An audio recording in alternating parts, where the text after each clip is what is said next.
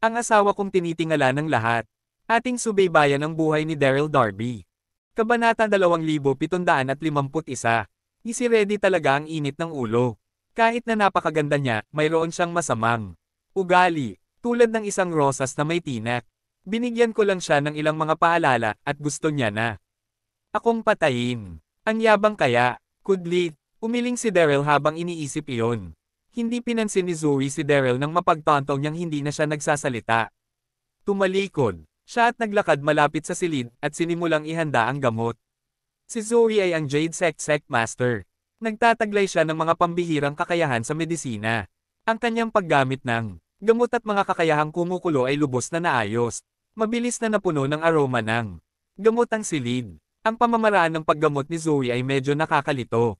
Kailangan niyang pakuluan muna ang gamot bago ilapat sa mata ni Sharon. Matapos makuha ang gamot sa nerbiyos ng mga mata, isasahin niya ang mga mata ni Sharon upang buhayin ang sistema ng nerbiyos. At ibalik ang kanyang paningin. Ang blankong titig ni Sharon ay nagsimulang lumiwanag at lumiwanag ilang minuto. Pagkatapos mailapat ang gamot sa kanyang mga mata, ay emosyonal talaga si Sharon. Sa tingin ko nakakakita ako ng mga ilaw. Sa parehong oras, kahit na hindi nakikita ni Sharon, sa ngayon, siya ay nalulugod na makakita ng kaunting ilaw. Lumitaw ang mga ngiti sa mukha ng mga babaeng disipulo. Lahat sila ay tumingin kay Zoe, na may labis na paghanga.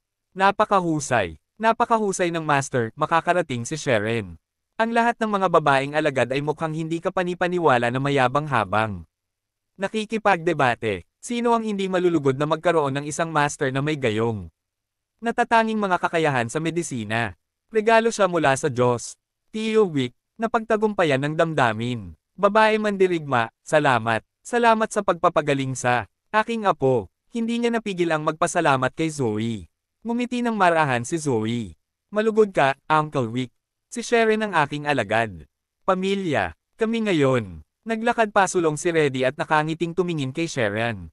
Sinabi niya, Sharon, ano, ang pakiramdam mo? Huwag mo itong bilasin, ikulong mo ang iyong mga mata at magpahinga. Sandali, tumanggaw si Sharon. Pinaikit niya ang kanyang mata at nagpahinga sandali bago niya ulit buksan ito. Gayunpaman, sa sandaling iyon, nagsimulang manginig ang katawan ni Sharon. Hawak niya ang kanyang mga mata at ang mukha nito ay nakantot sa sakit. Napakasakit ng mata ko. Pula ang paligid ng mga mata ni Sharon, mukhang nakaka-intimidate ito. Sharon! Sharon! Nagpanik si Uncle Wick. Niyakap niya ng mahigpit si Sharon. Ngunit hindi. Tumitigil sa pagiling si Sharon na para bang hindi siya maririnig. Tapos, nahimatay. Si Sharon, si Zoe, Reddy, at ang iba pa ay lahat. Anong nangyayari? Ayos lang siya kanina. Ramdam na ramdam niya ang ningning ng mga ilaw. Bakit ganon? Gitling panipi. Si Reddy at ang mga alagad ay mahinang tinalakay. Tumingin sila kay Zoe nang walang malay. Kinagat ni Zoe ang kanyang mga labi, walang emosyon ang mukha niya. Gayunpaman, gulat din siya. Impossible yan. Ginawa ko ang lahat ng mga hakbang ayon sa mga librong medikal. Hindi ako nagkamali. Sa theoretical, dapat na makita ni Sharon sa ngayon. Bakit siya lumala, kudlit, babae mandirigma? Nag-alala talaga si Tito Wick. Tinanong niya si Zoe, ano ang nangyayari? Panganib ba? Si Sharon. Huwag mag-alala, Tio Wick, hayaan mo akong mag-isip. Malambing na aliw sa kanya ni Zoe. Pagkatapos ay nagsimulang umungol sa sarili, nagkagulo ba ako sa bahagi ng mga sangkap para sa mga halaman? Panipi. Iniutos ni Zoe kay Reddy, magdala ka pa ng isa pang bag ng halamang gamot upang mag-apply. Ang mga mata ulit ni Sharon. Panipi. Opo, guru. Tumango agad si Reddy. Gayunpaman, lumakad si Daryl at sinabi, huwag nang maglagay ng higit na gamot sa kanya. Ang kondisyon ni Sharon ay ang mata nito na tumutugon sa gamot. Nabigo si Daryl nang sinabi niya iyon. Si Zoe ay dapat maging isang master ng sekta. Paano siya makikilos ng walang habas at mapusok? Dapat malaman ng isang tao na ang teksto sa mga librong medikal ay patay na katotohanan lamang. Ang mga tao ay mga buhay na bagay. Hindi ba siya makakagawa ng ilang mga pagsasaayos? Kudlit, wow! Namula ang mukha ni Zoe. Nahiya talaga siya. Kabanata 2752. Sigaw ni Reddy, bakit ka pa nandito? Nabigo na siya, at nang magpatuloy ang isang tao sa pagsasalita ng kalokohan, galit. Nagalit siya. Si Daryl ay mukhang walang pag-asa, at sinabi niya ng marahan, ang mga mata ni Sharon ay ipinanganak na may depekto, nangangailangan siya ng panloob na enerhiya upang maisaaktibo ang mga nerbyo sa kanyang mga mata. Ang paggamit ng gamot ay ganap na walang silbi. Matapos niyang magsalita, sinisiraan siya ni Reddy at ng iba pang mga babaeng disipulo. Nababaliw ba ang taong ito sa ano? Sa palagay mo kailangan ka ng aking Panginoon na turuan siya. Panipi. Tama yan. Wala kang tao sa komunidad ngunit nagpapanggap na doktor. Papatayin ko siya kung hindi ako pipigilan ni Master. Si Reddy ay lampas sa galit, malamig na sigaw niya kay Daryl, kung lumikha ka ulit ng kaguluhan, pagkatapos ay huwag mo akong sisihin sa mga kinikilos ko. Hindi nagsalita si Zoe, tahimik siyang tumingin sa mga mata ni Sharon at pumasok sa malalim na pag-iisip, buntong hininga. Sa sandaling iyon, ayaw mag-aksaya ng oras ni Daryl sa pagsasalita, kaya't nagkibit balikat siya at sinabi, kalimutan mo, bitawan mo na lang dahil hindi ka naniniwala sa akin. Pinagsama ni Daryl ang kamao at yumuko kay Uncle Rick. Pagkatapos ay tumalikod siya, at umalis sa hardin bahay. Itinakda ako ni Zhang Ju sa napakaraming maling paratang dapat kong alamin agad ang sitwasyon. Bukod, hindi ko pa rin alam kung nasaan si Diana. Kudlit, nang marating niya ang labas, direktang tinungo ni Daryl ang maingay na lungsod. Parami ng parami ang mga taong mapangahas na tao ang nagtungo sa Wild Deserted Secret Region sa nagdaang ilang taon. Naging sanhi ng labis na pagiging aktibo ng pangangalakal sa black market. Bukod sa pinakamalaking sentro ng pangangalakal, ang Yellow Sky Trading, maraming iba pang mga sentro ng pangangalakal sa iba't ibang mga lungsod sa buong Siam na mainland. Hanggat mahahanap niya ang mga trading center na iyon, makakahanap siya ng balita na gusto niya. Di nagtagal, nakakita si Daryl ng isang liblib na sentro ng kalakalan, at nakahanap siya ng ilang balita pagkatapos niyang pumasok. Ang galit na galit kay Daryl. Napag-alaman ni Daryl na ang imposter na nagpanggap na siya ay nakuha si Chang'er. At lumikha ng kaguluhan sa palasyo ng hari ng North Mona. Pagkatapos, sinimulan ni Zhang Ju ang isang eksena na nagligtas ng kagandahan, at sa wakas, siya ang North Mona Lord. Hindi lamang iyon, ngunit nais din ni Chang'er na magayos ng isang kataas-taasang kumperensya na may mga paanyaya na naipadala na sa iba't ibang mga sekta sa 9. She asterisk T. Paglabas niya sa trading center, mukhang sobrang dilim ng mukha ni Daryl. Ang kanyang galit ay kumulo at mabilis na tumaas. Iyon Zhang Ju ay hindi lamang nais sirain ang aking reputasyon, ngunit nais din niyang gamitin ang kataas-taasang komperensya bilang isang paraan upang lupigin ang Siam na mainland. Siya ay kasuklam-suklam. Kudlit. Samantala, kasunod sa pag-alis ni Daryl at sa mga order ni Zoe, isang bagong pangkat ng gamot ang matagumpay na pinakuloan. Babae naman dirigma, mga mata ng aking apo, maaari mo ba siyang pagalingin? Tumayo sa tabi si Tio Wick, labis siyang nag-alala.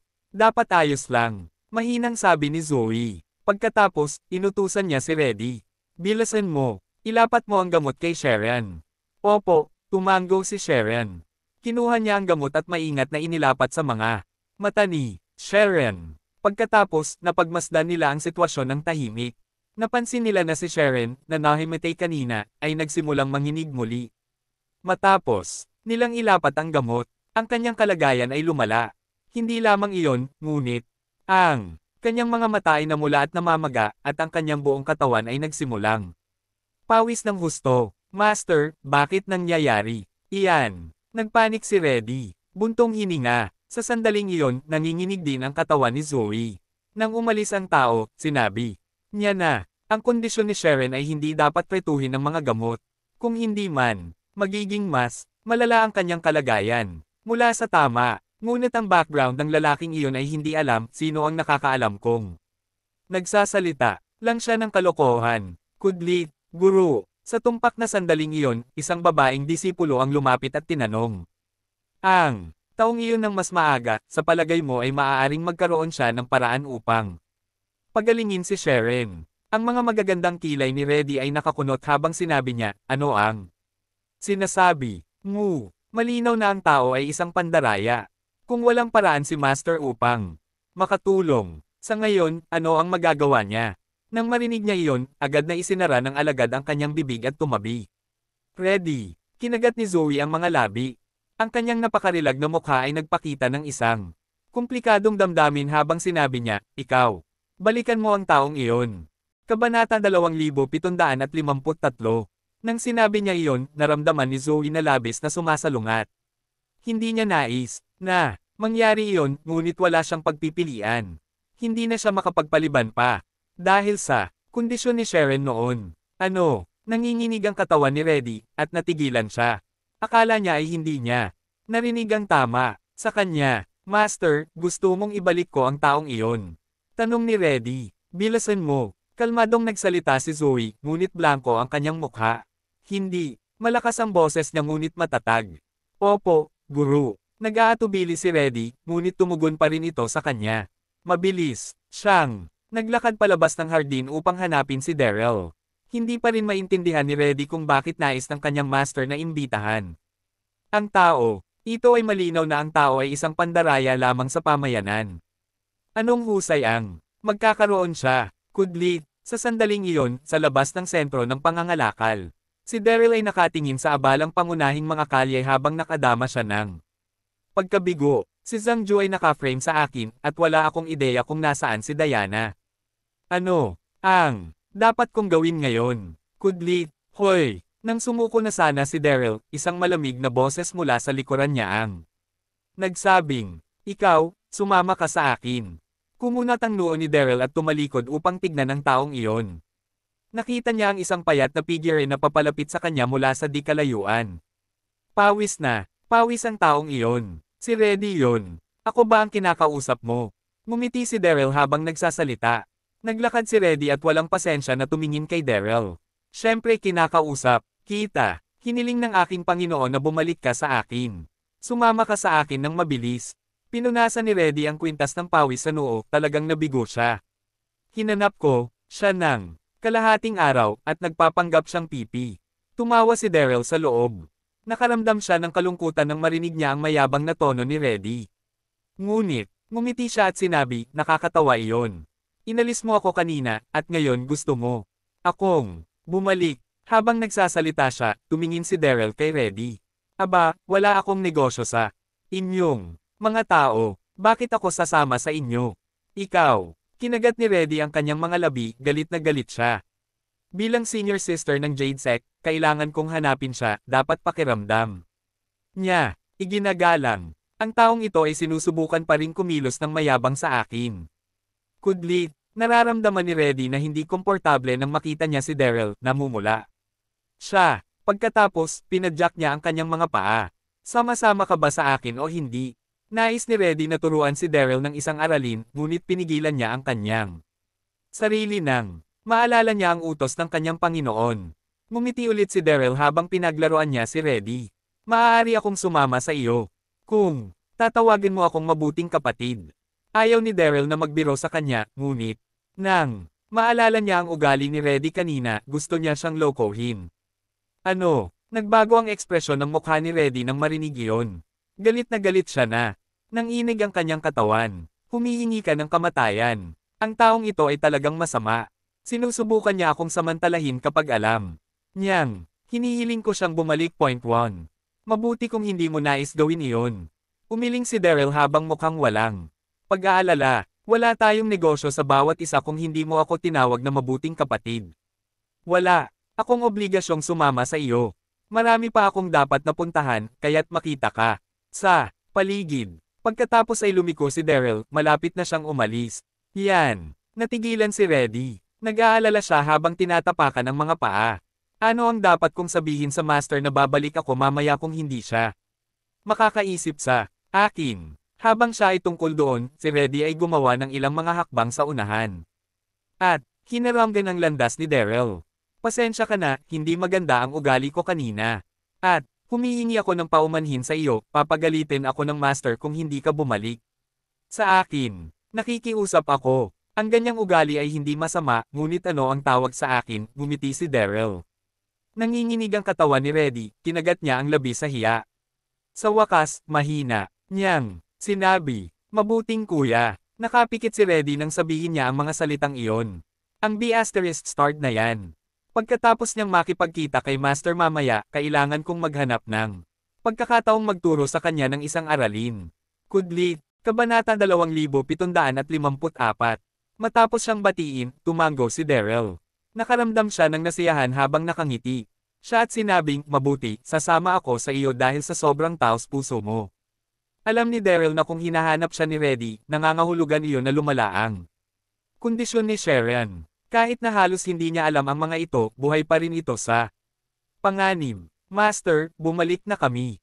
Sigaw ni Reddy sabay dating nila sa bahay ng hardin, ang ilang mga babaeng alagad sa pasukan ay mabilis na gumawa ng paraan para sa kanila. Naglakad si Zoe pasulong at tiningnan ng mabuti si T. Daryl. Mayroon kang paraan upang pagalingin ang mga mata ni Sharon ng buong buo. Oo, tumango si Daryl at naglakad pasulong. Sinilip niya ang kalagayan ni Sharon. Sa sandaling iyon, wala pa ring malay si Sharon, namumula ang mata niya at namamaga. Medyo nakakatakot ang itsura niya. Bamantong hininga, hindi siya nakinig sa aking payo at gumamit siya ng gamot. Kudlit, habang nagbubulungan siya sa loob, sinabi ni Daryl kay Zoe, maaari mo akong tulungan. Mamaya, gawin ang anumang hiniling ko sa iyo. Tandaan, hindi isang solong pagkakamali, hindi makita ni Sharon ang natitirang buhay niya. Ano? Nang marinig iyon ni Reddy at ng iba pang mga babaeng disipulo, nagbago ang kanilang mga ekspresyon. Ano ang sinabi ng taong iyon? Gusto niya, Master na tulungan siya. Ang Master ay ang Jade Sect Master. Ang kanyang posisyon ay kataas-taasan sa Miss Lauren. Siya ay isang walang tao na walang-wala na nagbigay sa kanya ng karapatang gawin iyon. Kudlit, hoy! Sa wakas, tinuro ni Reddy si Daryl at sumigaw, huwag tawirin. Tinanong ng aking Panginoon, kung mayroon kang paraan upang pagalingin ang mga mata ni Sharon.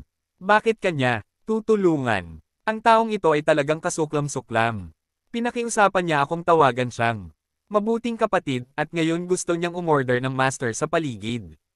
Iyon ay hindi tiwala, yabang yon. Kudlit, ngumiti si Daryl ngunit hindi nagsalita, mukha niyang kalmado. Medyo nagalit si Zoe. Gayunpaman, siya ay ang Jade Sect Master, kaya't kumalma. Siya nang napakabilis. Tumingin siya kay Daryl at sinabing, maaari kitang tulungan, ngunit kailangan kong malaman ng maaga kung paano mo planuhin na pagalingin ang mga mata ni Sharon. Buntong hininga. Huminga ng malalim si Daryl habang nakaturo sa mga mata ni Sharon. Simple lang ito. Bibigyan mo ng lakas ang iyong panloob na enerhiya upang makuha ang gamot na hinihigop sa mga mata at tatatakan ng kanyang 4 na acupoints by way. Shenting, Yangbay, Kuchi. Iwanan ang natitira Tiomi. Panipi. Ano? Nagulat ang lahat ng marinig iyon. Ang mga salita ni Daryl ay tulad ng pinakamalaking pantasya sa buong mundo. Ang by way. Acupoint ay isang buhay na acupoint sa isang ulo, magiging nagbabanta sa buhay kong tatatakan. Wala ka bang alam? Sigaw ni Reddy. Kapag naselyohan ang byway acupoint, mabubuhay pa kaya si Sharon. Sa tingin ko namumula ka lang, wala ka talagang alam. Ang magagandang alis ni Zoe ay kumunat ng mahigpit at tumingin siya kay Daryl at sinabi, ito ang kauna-unahang pagkakataon na naririnig ko ang tungkol sa gayong pamamaraan. Sa paggamot, mukhang isang pagkakamali na ibalik ka dito. Bagaman mukhang kalmado si Zoe nang sinabi niya iyon, ang kanyang mga mata ay nagpakita ng labis na pagkabigo. Tulad ni Reddy, naramdaman din niya na si Daryl ay nagsasalita ng kalokohan. Ang byway acupoint ay isang life acupoint, malamang na mamatay si Sharon kung seliado ito. Tumawa si Daryl. Ito ay medyo mapanganib, ngunit ito rin ang nag-iisang paraan. Habang nagsasalita siya, lumingon si Daryl at tumingin kay Uncle Wick. Uncle Wick, you must believe me. Let me try. Ano sa palagay mo? Iyon. Nagatubili si Tio Wick at kinakabahan na tinanong, gagana ba talaga ito? Maaari kang magsimula kung tiwala ka. Hindi maintindihan ni Tio Wick ang sinasabi nila, ngunit batay sa mga reaksyon ni Zoe at ng iba, alam niyang ang pamamaraan ni Daryl ay puno ng panganib. Gayunpaman, wala siyang pagpipilian basta may isang kislap ng pag-asa na nagagamot ang mga mata ni Sharon, hindi siya susuko. Nag-aalangan pa rin si Zoe. Nagpasya ka na ba? Tumingin si Daryl kay Zoe at ngumiti nang tanungin niya. Kung hindi, Ka pa rin naniniwala sa akin, maaari tayong tumaya. Kung matagumpay ang aking paraan, dapat kang sumang-ayon sa isa sa aking mga hiling. Kung mabaygo ako, maaari mong gawin. Gusto mo sa akin. Ano sa tingin mo? Panipi. Wow! Si Reddy at ang natitira ay nag-ulo. Ang taong iyan ay si really arrogant. Paano siya naglakas loob na anyayahan ang master sa isang pusta? Kabanata 2755. Ano ang gagawing kwalipikado sa iyo upang makapusta sa aming Panginoon? Baliwalain siya, guro. Siya ay mandaraya. Hindi pinansin ni Daryl si Reddy at ang iba pa. Ngumiti siya at tumingin kay Zoe. Ano sa palagay mo, Sectmaster Jen? Naglakas loob ka ba sa pusta sa akin? Mabuti. Mahinang bamantong hininga si Zoe. Tumingin siya kay Daryl at tumango. Habang sinasabi, kukunin ko ang pusta na iyon kasama si Vo. Niloloko siya. Kung magkakaroon man ng anumang problema, si Zoe ay may kumpletong kumpiyansa na makakapatay siya sa lugar. Sa sandaling iyon, hindi pa rin alam ni Zoe na ang taong nasa harap ng kanyang mga mata ay kasangkot sa lahat ng mga salungatan kamakailan lamang, Sectmaster ng Elysium Gate. Sect. Daryl Darby. Si Daryl ay hindi nag-aksaya ng anumang oras. Naglakad siya pasulong at dinala si Sharon. At inihiga siya sa lupa. Pagkatapos, inatasan ni Daryl si Zoe na buhayin ang kanyang panloob na enerhiya. Tinaas niya ang kanyang mga kamay at tinatakan ng ilan sa mga aksyon ni Sharon. Sa sandaling natatakan ng mga Akya points, kumuha si Daryl ng ilang mga karayom na pilak at sinundot ang ilang mga spot sa paligid ng pula at namamaga ng mga mata ni Sharon. Sa susunod na segundo, ilang patak ng sariwang dugo ang hinaluan ng mga gamot na tumulo mula sa gilid ng kanyang mga mata. Kahit na ang bawat aksyon ni Daryl ay mukhang casual, ang bawat hakbang na ginawa niya ay tumpak ng walang anumang error. Wow! Si Reddy at ang iba ay natulala lahat ng makita iyon. Ang bawat isa sa kanila ay hindi naglakas loob na gumawa ng isang tunog. Tahimik na tumingin si Zoe kay Daryl. Ang kanyang mga mata ay nagningning sa hindi pangkaraniwang ningning. Ano ang natatanging mga kasanayan sa acupuncture? Pagkatapos, inilagay ni Daryl ang magkabilang kamay sa mga mata ni Sharon at sinimulang buhayin ang kanyang panloob na lakas upang kalmeyan ang kanyang nerbiyos. Wow! Ang pamumula at pamamaga ng mga mata ni Sharon ay nagsimulang unti-unting mawala, at dahan-dahan siyang namulat sa isang pares ng maliwanag na maliliit na mga mata. Lolo, nakikita ko, nakikita ko. Tuwang-tuwa si Sharon na hindi niya maiwasang sumigaw ng malakas. Mahinahon siyang nahulog sa mga bisig ni Tio Wick. Ganito ang hitsura ng mundo. Maganda ito. Wow! Nagulat ang lahat, ang mga mata ni Sharon ay gumaling nang hindi gumagamit ng anumang gamot na kung saan ay hindi ka panipaniwala. Walang maniniwala dito kung hindi nila ito nakita sa kanilang sariling mga mata. Little brother, ikaw ay isang doktor na ipinadala ng Diyos. Dinala ni Tio Wick si Sharon at hindi maitago ang damdamin sa kanyang puso habang pinupuri niya si Daryl. Sandaling ngumiti si Daryl at mukhang kalmado. Wow! Sa sandaling iyon, nabawi ni Zoe ang kanyang saloobin at tumingin kay Daryl habang sinasabi, sino ka? Saan mo natutunan ang iyong mga kasanayan sa medisina? Hindi ko ba nasabi iyan kanina? I am only nobody, even worth a mention. Ngumiti. Si Daryl at dahan-daang ipinaliwanag, gayunpaman, napalad ako. Isang taon na ang nakakalipas, nabunggo ko si Senior Divine Farmer nang hindi sinasadya. Maswerte akong malaman ng ilang mga kasanayang medikal sa ilalim ng kanyang patnubay. Tama si Daryl, ang banal na magsasaka ang nagpasa sa kanya ng mga kasanayang medikal at diskarte. Ang banal na magsasaka. Nang marinig niya iyon, nang inig ang katawan ni Zoe, namangha siya.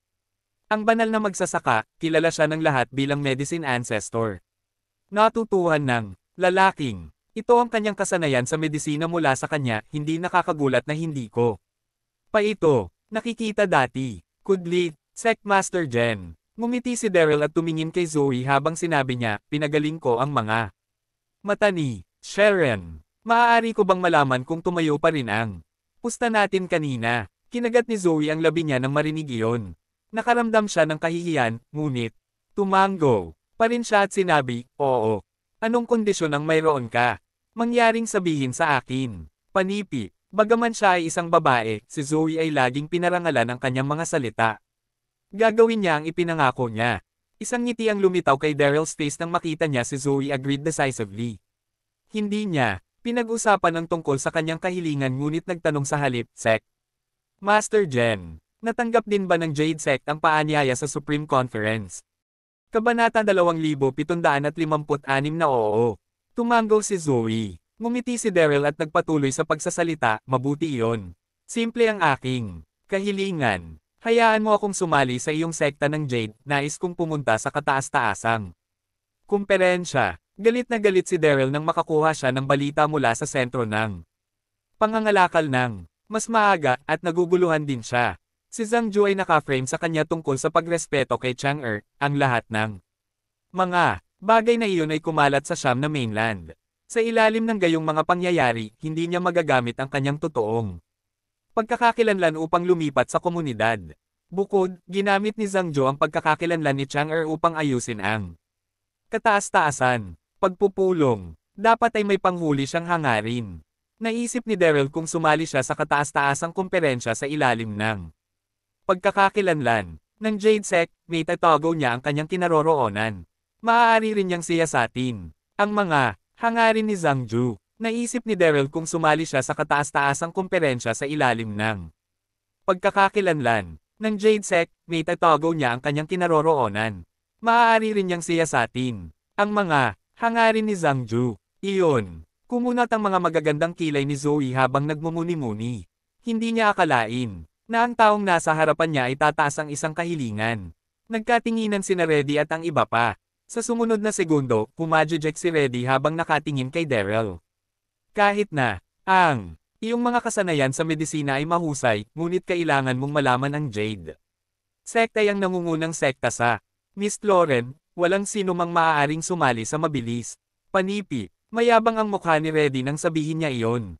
Sa kabila ng katotohanan ang taong nasa harap ng kanyang mga mata ay pinagaling ang mga mata ni Sharon, pinilit din niya itong tawaging matandang kapatid. Galit pa rin si Reddy dito. Kasabay nito, ang iba pang mga babaeng disipulo ay tumango din. Bagaman mahusay ang mga kasanayan sa medisina ng taong ito, siya ay sobrang mayabang. Hindi papayag ang master doon. Kudlit, kung sakali, natahimik si Zoe ng ilang segundo. Pagkatapos, sinabi niya kay Daryl, oo, maaari. Akong sumang-ayon doon. Ikaw ay miyembro ng Jade Sect ngayon. Dahil sa iyong edad, hindi ka angkop na maging alagad ko. Bakit hindi mo ako tinawag na senior sister? Ayaw ni Zoe na bigyan si Daryl ng isang mataas na posisyon, ngunit nang isinasaalang-alang niya na natutunan niya ang mga kasanayan sa medisina mula sa banal na magsasaka. Iyon ay isang bagay na pambihira, kahit na mayabang si Zoe kung kukunin niya si Daryl bilang kanyang alagad, hindi ba iyon gagawing katulad niya ng antas sa banal na magsasaka? Ano? Pumayag si Master. Hinahayaan niya siyang tawagan siya bilang senior sister. Kudlit, nanginig si Reddy at ang iba pang mga alagad nang marinig iyon. Hindi maitago ni Reddy ang hidwaan sa kanyang puso, sinabi niya, Guro, paano ka? Ang Jade Secta ay walang pangunahin iyan.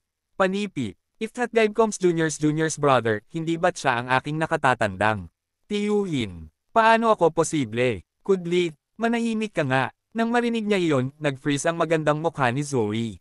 Malamig niyang sinulyapan si Reddy. Napagpasyahan ko, hindi mo na kailangang magsalita. Ngayon na sumisigaw anong kalokohan na ito.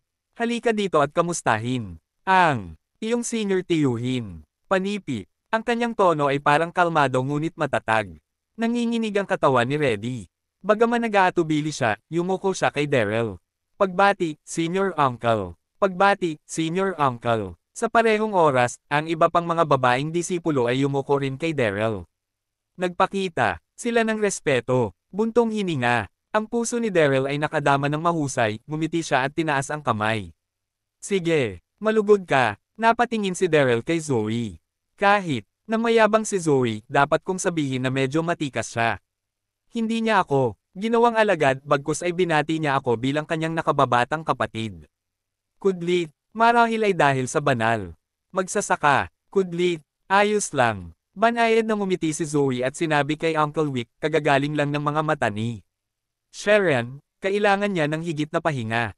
Mayroon pa kaming mga bagay na dapat asikasuhin. Kapag bumalik tayo sa susunod, ibabalik natin siya sa aming sekta para sa seremonya ng pagpasok. Panipi, Ang kataas-taasang komperensya ay makalipas ang 2 araw, walang oras upang maantala. Pagkatapos, pinangunahan ni Zoe sina Derek, Reddy, at ang iba pa patungo sa direksyon ng North Mona Continent. Buntong hininga. Ang mga mata ni Daryl ay nagningning sa determinasyon.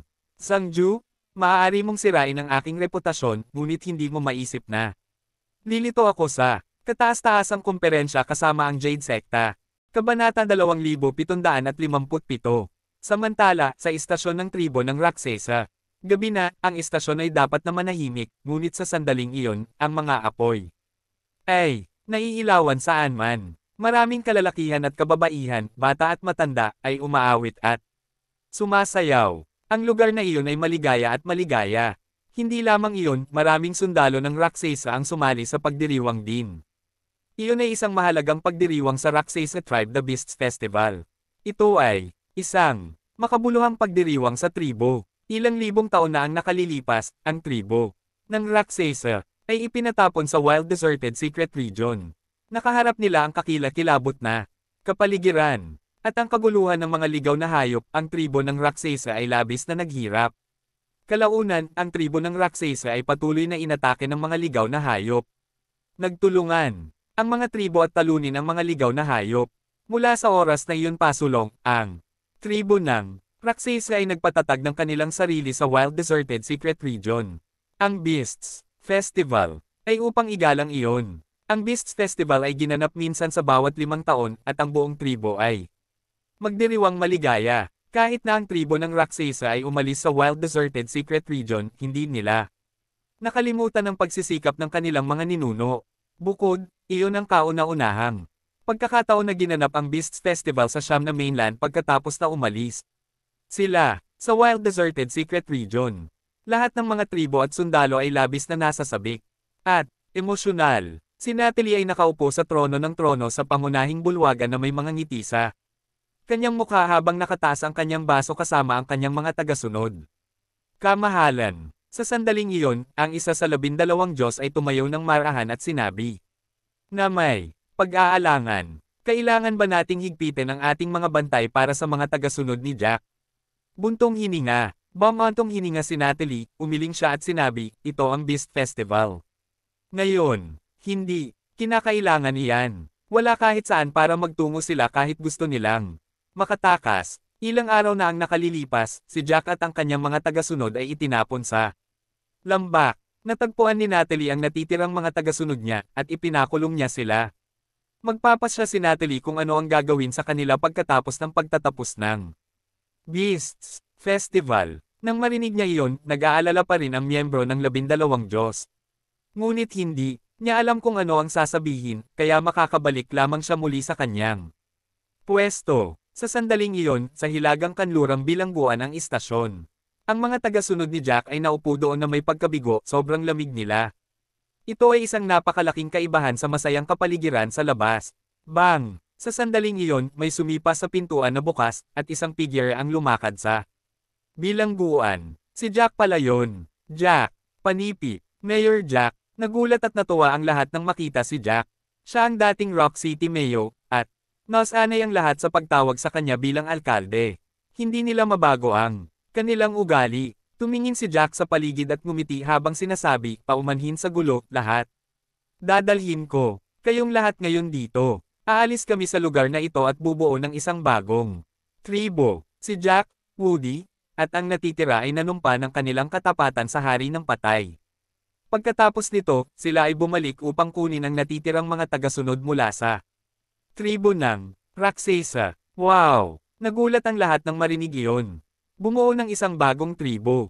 Posible ba iyon? Kudlit, hindi nagatubili si Jack nang mapagtanto ang pag-aalinlangan ng lahat. Naglakad siya, pasulong at binuksan ang pinto ng bilangguan habang sinabi niya, dapat kang maniwala sa akin. Bubuo kami ng bagong tribo ng Ozere, at magiging mas malakas kami kaysa sa tribo ng Raksesa. Arg! Umuungol ang kirot, sa lahat ng dako habang ang mga katawan ay nahulog sa lupa. Ang buong istasyon ng tribo ng Raksesa ay natakpan ng sariwang pulang dugo. Kabanata 2758. Samantala, sumama si Daryl kasama si Zoe, ready, at ang iba pa, pagkatapos ng kalahating araw. Paglalakbay sa kalsada, sa wakas nakarating sila sa hangganan ng North Mona. Narating nila ang isang tahimik na lambak, inutusan ni Zoe ang lahat na magpahinga. Nguna, wow! Pagkatapos, may napansin si Reddy at sumigaw ng Emotion Master, tingnan mo.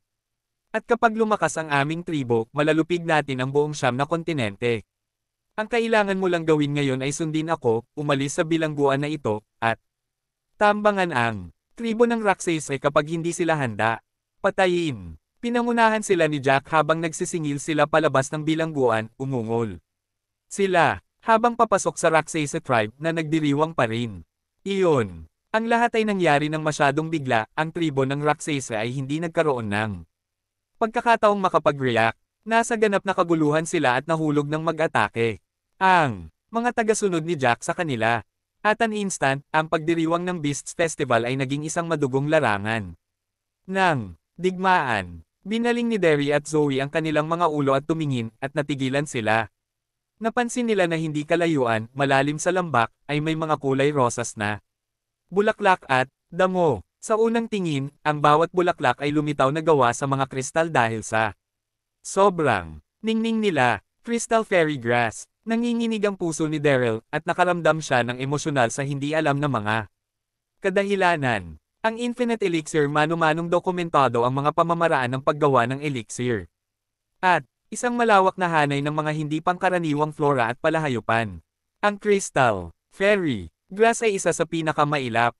Naririnig lamang ng bawat isa sa pamayanan ang tungkol dito, sa nagdaang-daang libong taon at hindi pa nila ito nakikita. Ito ay dahil sa matitinding, lumalaking kondisyon para sa crystal fairy grass. Si Daryl ay ganoon din. Mahigit 100 taon na mula nang natanggap niya ang Infinite Elixir Manual hanggang ngayon, ngunit hindi pa niya nakikita ang crystal fairy grass. Hindi niya akalain na makikita niya ang napakarami sa kanila sa hangganan ng North Mona. She asterisk T. Maraming crystal fairy grass, kung tipunin ko ang lahat ng mga ito, makakagawa ako ng maraming mga bihirang mga table task na espiritu. Kudlit, tinipon ni Daryl ang kanyang saloobin at nakaramdam ng pagkamangha sa kanyang puso. Nanginginig din si Zoe na nasa tabi niya. Hindi niya maitago ang kanyang emosyon. Mag-ingat, lahat, tipunin ang mga ito ng dahan-dahan. Huwag sirain ang espiritual na damo. Kahit na wala siyang mataas na kasanayan sa produksyon ng elixir, marami siyang karanasan. Alam niya na ito ay isang napakahalagang espiritual na damo. Opo, guru. Tumango si Reddy at ang natitira at nagtuloy upang tipunin ang crystal fairy grass. Whoosh! Doon lang, nakarinig sila ng mga yabag na sumunod sa ilang dosenang disipulo ng sekta na pumapalibot sa crystal fairy grass. Naging emosyonal sila. Ang mga alagad ng sekta ay nagsuot ng uniforme at tila mabangis. Isang lalaking mukhang mayabang na may mahabang lila na balabal ang namuno sa kanila. Siya ang master ng sektor ng Longevity Sect, si Constantine Gibbis. Ang Longevity Sect ay isang sekta sa kontinente ng North Mona. Ito ay isang malakas na sekta. Buntong hininga. Naputol ang sne ni Zoe. Tumingin si Zoe kay Constantine at marahang sinabi, ikaw ang Longevity Sect. Master Gibbis, tama. Mga tagapangalaga ng Finders. Bukod, kahit na nasa hilaga tayo. Mona, hindi iyon ang Longevity Sect Mountain.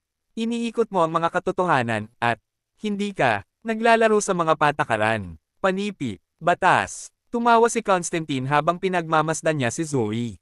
Ito ay panuntunang ginawa ng tao. Kung sa palagay mo ay binubuli kita, Sect Master Jen, bakit wala kaming laban? Ang crystal fairy grass ay dapat mapabilang sa nagwagi. Ano sa palagay mo? Mukha namang nakakahiya ang mga mata ni Constantine nang sabihin iyon. Mabuti, si Daryl, Zoe, at iba pa ay hindi nag-iingat na kumunat ng kanilang mga mata nang makita nila, iyon. Ang pangkat ng mga tao na iyon ay nais din ng crystal fairy grass. Hoy, anong ginagawa ninyong lahat? Sa wakas, muling nakuha ni Reddy ang kanyang saloobin, sigaw niya kay Constantine. Natagpuan muna namin ang mga espiritual na damo na iyon. Tumawa si Constantine. Ngumiti siya ng mayabang. Huwag kang magsalita ng kalokohan. Galing ka sa Jade Sect, di ba? Dapat mong malaman na ito ang hangganan ng North Mona, ang Crystal Fairy Grass. Na, iyon ay hindi pagmamayari mo. Ang Crystal Fairy Grass ay isang mahalagang damo, dapat makuha ito ng isa nang makita ito. Nang marinig iyon ni Reddy, namula siya sa sobrang galit at magsasalita ulit sana. Nang magambala siya ni Zoe. Binubuli kita, Sect Master Jen, bakit wala kaming laban? Ang Crystal Fairy Grass, ay, kabilang sa nagwagi. Ano sa tingin mo? Mukha namang nakakahiya ang mga mata ni Constantine nang sabihin iyon. Mabuti, hindi nagatubili si Zoe, tinanggap niya ang paanyaya upang labanan kaagad. Ikaw, at ako, ay pareho ng sektor ng sekta, kaya't magkaroon tayo ng laban. Iyon ay magiging pinakapatas. Pagkatapos, sinabi ni Reddy, Guro, hindi namin siya kailangang makipag-away. Nakita, muna, namin ang Crystal Fairy Grass. Ang Longevity Sect ay isang mapang api. Kabanata 2759. Tumawa si Constantine habang sinabi niya kay Zoe, Sect Master Jen, desidido ka. Talaga, ngunit ayokong saktan ka dahil sa sobrang ganda mo. Magkompetensya tayo sa iba pa. Ang paningin ni Constantine ay nakaramdam ng pagkalungkot kay Zoe, ngunit binuka pa rin niya ang kanyang bibig at sinabi, ano ang gusto mong makipagkompetensya? Ang sulok ng mga labi ni Constantine ay itinaas na may kasamang kasamaan. Dahil may kaugnayan ito sa Crystal Fairy Grass, magkakaroon tayo ng kompetisyon sa paggawa ng elixir. Mukhang tiwala si Constantine nang sinabi niya ang huling pangungusap. Ang Longevity Sect, bukod sa paglilinang, ay mahusay din sa paggawa ng elixir. Maaaring sabihin ng isa na ang lahat ng kanilang nakaraan ng mga masters ng sekta ay elixir. Masters, at si Constantine ay walang pagbubukod. Kahit na hindi pa siya nakakakilala ng sino man. Mula sa Jade Sect, alam ni Constantine na hindi sila dalubhasa sa paggawa ng elixir. Iyon ang dahilan kung bakit sadyang inanyayahan niya si Zoe na makipagkompetensya sa produksyon ng elixir. Gusto niyang takutin siya. Iyon. Tulad ng inaasahan, ang mga magagandang alis ni Zoe ay kumunat nang marinig iyon. Nagdalawang isip siya, kung ito ay isang normal na labanan, hindi na ako mag-aalala man. Gayunpaman, sa mga tuntunin ng paggawa ng elixir, makakagawa lamang ako ng ilang ordinaryong gamot na nakagagamot. Paano ako makikipagkompetensya kay Constantine? Talo ako kung papayag. Ako sa ganon. Nag-alala ang mga babaeng alagad, galit na galit din sila. Ang master ng sektor ng Longevity Sect na iyon, si Constantine, ay kasuklam-suklam. Alam ng lahat na ang Longevity Sect ay ang pangalawa sa pinakamahuhusay na paggawa ng elixir. Pagkatapos ng Elixir Sect mula sa Great East, sa gitna ng mga sekta sa Nine Mainland, nangangahulugan si Constantine na bully ang aming master kapag gusto niya ng tunggalian sa elixir production. Sect Master Jen. Nang makita niya ang kusang pagbabago sa ekspresyon ng mukha ni Zoe, mas lalo pang ngumiti si Constantine. Pinagtawanan pa siya nito. Huwag mong sabihin sa akin na wala kang lakas loob na gawin ito. Tumawa ang mga alagad ng Longevity Sect. Namula ang mukha ni Zoe. Pagbukas pa lang niya ng bibig upang magsalita, ay may nakatayo na sa harap niya. May kalmadong ngiti sa kanyang mukha. Si Daryl iyon. Nais mong makipagkompetensya sa produksyon ng elixir. Makikipagkompetensya ako sa iyo. Tumingin si Daryl kay Constantine at casual na nagsalita, parang mahinahon talaga. Siya, sa sandaling iyon, ang paningin ng lahat ay natipon kay Daryl. Sino ka? Mahigpit na. Kinunot ni Constantine ang kanyang mga mata, naiirite siya. Kung 3 taon na ang nakalilipas, makikilala ni Constantine ang tao bilang Daryl Darby, ang Elysium Gate Sect Master. Gayunpaman, mayroong 3 makapal na galos sa mukha ni Daryl, at nagbago rin ang kanyang aura. Hindi man siya makilala ni Constantine. Sa parehong oras, nag-aalala si Reddy at ang iba pang mga babaeng disipulo. Ano ang balak niyang gawin? Yung isa ang partido ay ang seksyon ng Longevity Sect. Master, ang kanyang kasanayan sa produksyon ng elixir ay pambihira, magagawa ba niya makipagkompetensya sa kanya, kahit na ang kanyang medikal nakasanayan ay hindi kapanipaniwala, iyon ay isang ganap na iba't ibang bagay. Kaysa sa produksyon ng elixir, ikaw, kinagat ni Zoe ang mga labi. Hinailan niya si Daryl sa isang tabi at marahang sinabi, Junior, brother, mangyaring huwag kumilos ng walang ingat. Panipi, tulad ni Reddy at ang natitira, naramdaman ni Zoe na medyo walang ingat si Daryl. Ang kabilang partido ay ang master ng sektor ng Longevity Sect. Karaniwan ng mga tao sa Pamayanan ay hindi nakakalaban sa kanya. Ngumiti si Daryl at sinabihan. Si Zoe na huwag mag-alala, trust me, senior sister. Buntong hininga. Nang makita niya ang kumpiyansa sa mukha ni Daryl, kumalma si Zoe sa hindi kilalang dahilan. Sa susunod na segundo, tumingin si Zoe kay Constantine. Sectmaster, Gibbeast, ito ay ang aking kapatid na lalaki. Hahayaan ko siya makipagkompetensya sa iyo. Panipi, ano? Natigilan si Constantine nang narinig yan, tumingin siya kay Zoe at nakakunot ang kanyang mga mata habang nakatingin kay Daryl. Siya ay hindi makapaniwala. Hindi ba't ang Jade Secta ay tumatanggap lamang ng mga babaeng disipulo? Simula, kailan sila nagdesisyon na tanggapin rin ang mga lalaki? Kudlit, at ang posisyon ng lalaki ay hindi rin mababa, siya ang junior kapatid ni Zoe. Kudlit, hoy! Biglang may lumabas na lalaki mula sa likod ng Constantine na puno ang mukha niya na may paghamak. Sectmaster Jen, gusto ng master kong makipag-away sa iyo, ngunit hinahayaan mo ang taong ito na kunin mo lugar.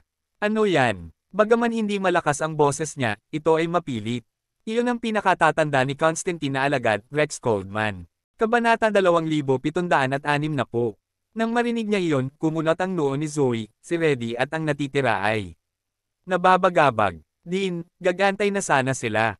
Hoy! Sa sandaling iyon, kumakbang si Daryl pasulong at tinitigan si Rex. Sekta ako ang junior, kapatid ni Master Jen. Ako ay ang parehong henerasyon ng iyong Panginoon, kaya bakit hindi ko siya mapalit? Sa kabilang banda, kabilang ka sa mas mababang henerasyon, at ikaw ay sigaw ng sigaw. Dito, hindi kay ba tinuruan ng iyong master ng anumang asal? Panipi, ang ilang mga salitang iyon ay matatag na tunog.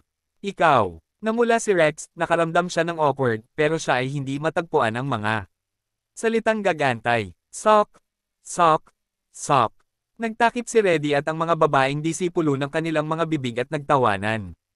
Sila, nang nakita yon, tumingin si Reddy kay Daryl na may hindi pangkaraniwang ningning sa wakas nagsimula na siyang magkaroon magandang impresyon sa kanyang nakatatandang tiyuhin.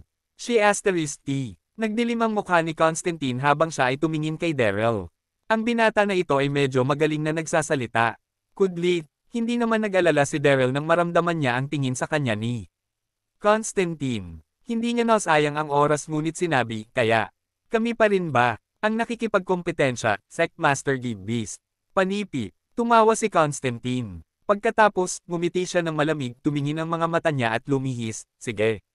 Bakit, hindi? Bumaling si Constantine kay Zoe at sinabi, Sectmaster Jen, bago tayo maglaban, ako ay nais na magdagdag ng isang kondisyon sa pusta, hindi ako sigurado kung maglakas loob ka ba na kunin ito. Panipi, napaisip ito ni Zoe. Ano ang gusto mong pusta? Panipi, huminga ng malalim si Constantine habang siya ay tumango naman. Tinuro niya si Daryl, kung siya ay talo, ang Crystal Fairy Grass ay akin, at dapat siya lumuhod at humingi ng tawad sa akin. Si Constantine ay isang taong mapaghiganti, inis na sabi ni Daryl sa kanyang alagad sa harap ng lahat.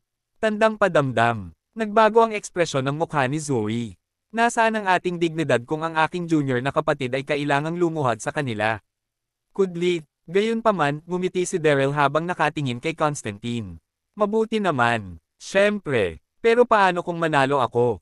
Dapat kang lumuhod at humingi ka din ng tawad sa akin. Panipi, wow! Ang lahat ng mga tao mula sa Longevity Sect ay nagulat at galit na galit. Ang lalaking ito ay walang taros na tiwala. Nagdilim ang mukha ni Constantine nang lalong tumaas ang galit sa puso niya. Gayunpaman, hindi niya ito ipinakita agad bilang isinalang-alang pa rin niya ang kanyang pagkakakilanlan. Siya ay malamig na ngumiti. At, sinabing, mabuti. Malamig na sinabi ni Rex kay Daryl, dapat lumuhod ka sa aking Panginoon mamaya. Panipi, T, ang taong ito ay masyadong mayabang, paano maglakas loob na makipag-usap? Siya, kay Master sa ganoong paraan. Pagkatapos, si Rex ay gumawa ng isang malaking hakbang, pasulong at tumingin sa paligid. Pag-usapan natin ang panuntunan muna. Ang tagal ay isang stick ng insenso, gagamitin namin ang crystal Fairy Grass upang makabuo ng elixir. Ang tao na gumagawa ng pinakabihirang tableta ay ang nagwagi kung ang tao ay walang pil nang matapos ang pagsunog ng kamangyan. Pagkatapos ang tao ay idedeklara na taunan. Nang sinabi niya ang panghuling pangungusap, si Rexy naman ang tingin si Daryl.